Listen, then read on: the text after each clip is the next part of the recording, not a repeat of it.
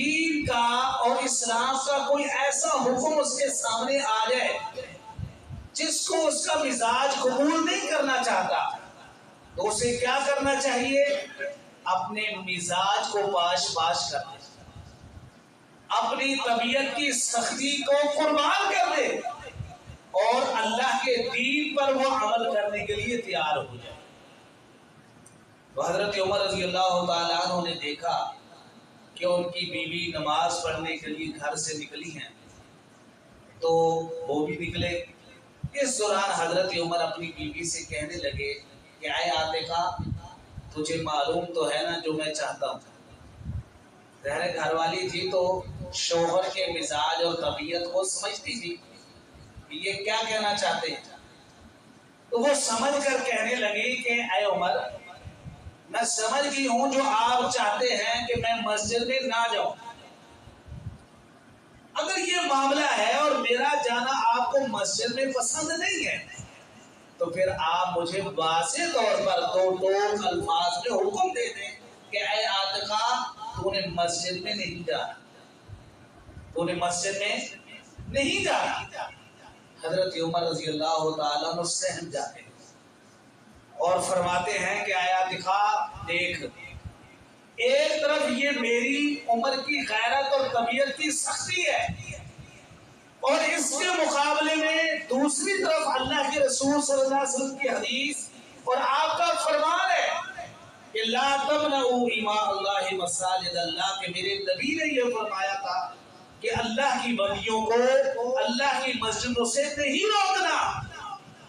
تو 1000 دفعہ بھی جائے گی، میں اللہ کے نبی کی حدیث کو تسلیم کرتے ہوئے اپنی غیرت کو قربان کر سکتا ہوں، سختی کو قربان کر سکتا ہوں، لیکن یہ نہیں ہو سکتا کہ میں اللہ کے نبی کی حدیث کا انکار کروں یا حدیث پر عمل نہ کروں۔ وَكَانَ وَقَّافًا عِندَ کتاب اللہ۔ حضرت عمر رضی اللہ تعالیٰ عنہ کی سیرت سے، ان کے اس عمل سے ہمیں یہ سبق ملتا ہے کہ انسان کا ماحول، معاشرہ جس طرز پر بھی ہو، اس کو ہر چیز قربان کر کے کس پر فوکس کرنا چاہیے؟ دین پر۔ دین کو اول ترجیح دینی چاہیے، دین کو مقدم رکھنا چاہیے۔ حضرت عمر رضی اللہ تعالی عنہ صحابہ کرام کی جماعت میں وہ واحد شخصیت ہیں جن کو اللہ کے رسول صلی اللہ علیہ وسلم نے اپنی دعا کے ذریعے اللہ سے مانگا ہے۔ کیا کیا ہے؟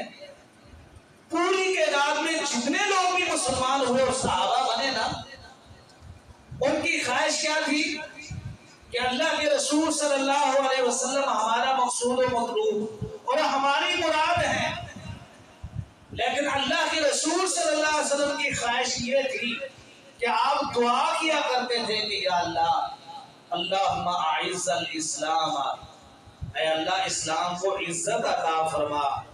کس کے ساتھ؟ عمرو بن ہشام، جس کو ابو جہل کہا جاتا ہے، اس کے ذریعے یا عمر بن خطاب کے ذریعے۔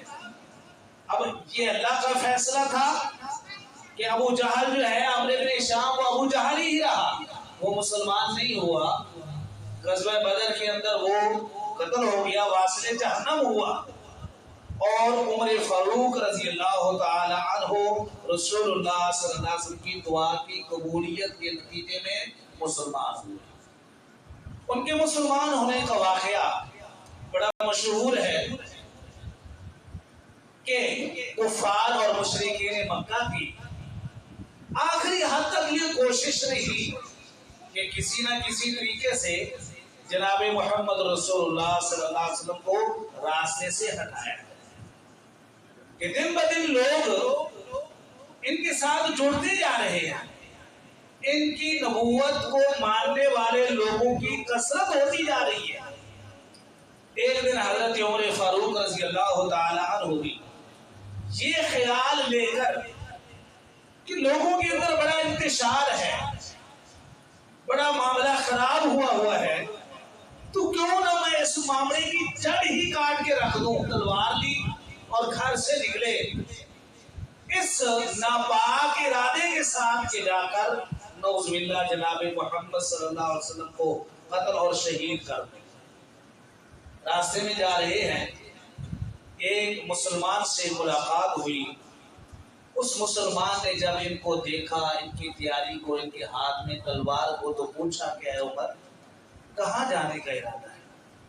हजरत उमर रज़ी अल्लाह ताला अन्हु बड़े निडर, बेबाक और बहादुर आदमी थे, बात को छुपाया नहीं, तो सीधी सीधी कह दी कि बस आज मामला खत्म करने चला। फरमाया अच्छा, अल्लाह के नबी जनाब मोहम्मद सल्लल्लाहु अलैहि वसल्लम को रास्ते से हटाने का इरादा रखते हो?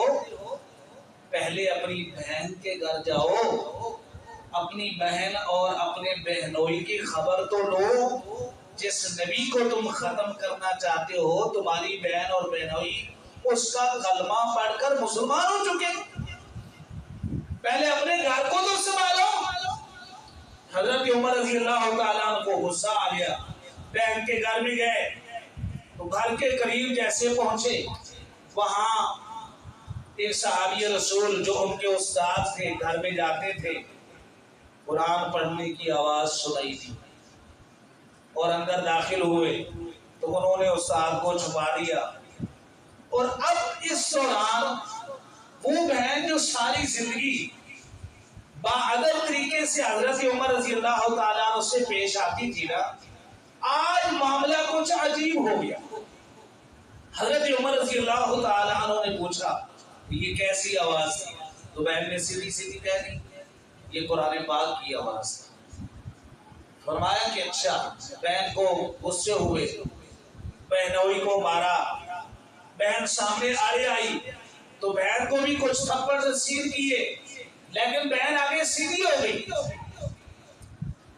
हजरत उमर रज़ी अल्लाह ताला अन्हु बहन का ये रवैया देखकर हैरान हो गए कि इतनी शर्म और हया वाली बहन, जिसने जिंदगी के अंदर कभी मेरे सामने आंख ऊपर नहीं उठाई, आज कुछ मामला और है कि ये बिल्कुल आंखों में आंखें डालकर बात कर रही है, बावजूद इस बात के कि मैंने इसको मारा है, इसको थप्पड़ रसीद किए हैं।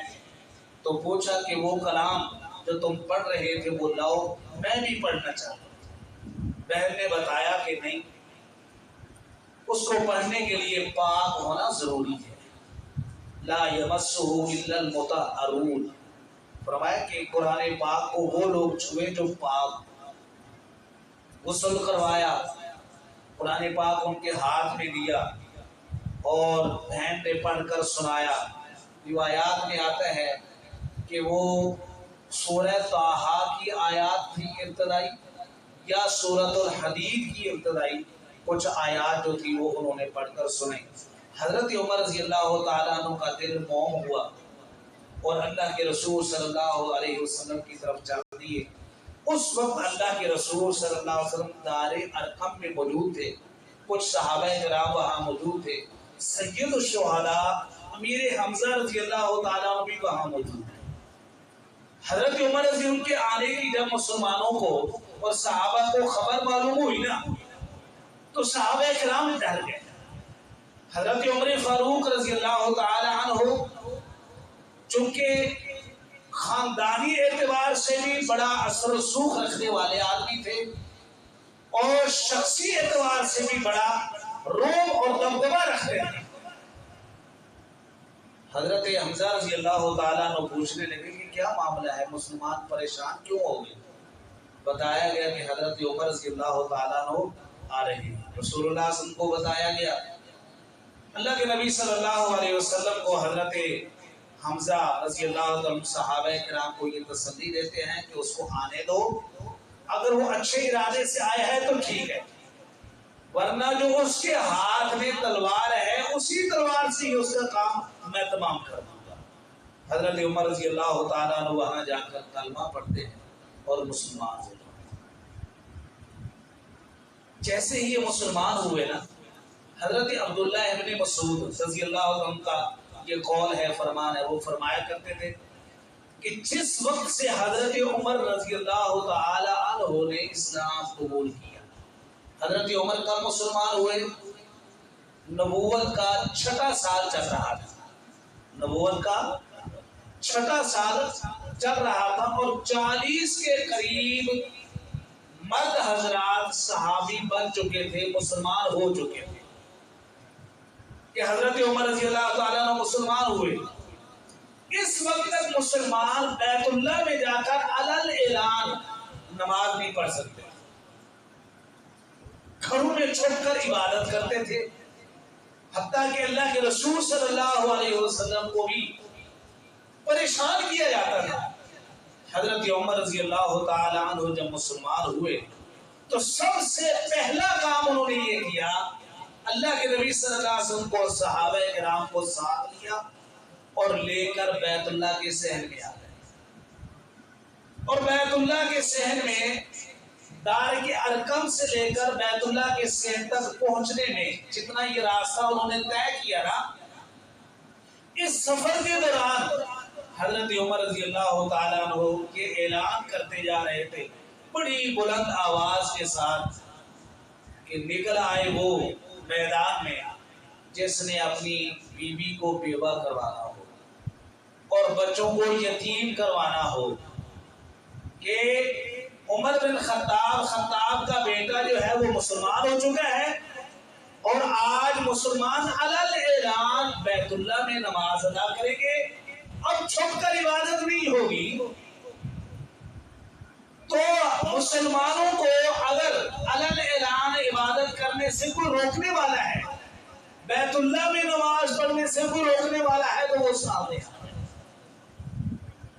कि जाकर हजरत उमर रज़ी अल्लाह ताला अन्हु की मइयत में अल्लाह के नबी और सहाबा किराम ने बैतुल्लाह के अंदर अलल ऐलान नमाज अदा करना शुरू कर दी।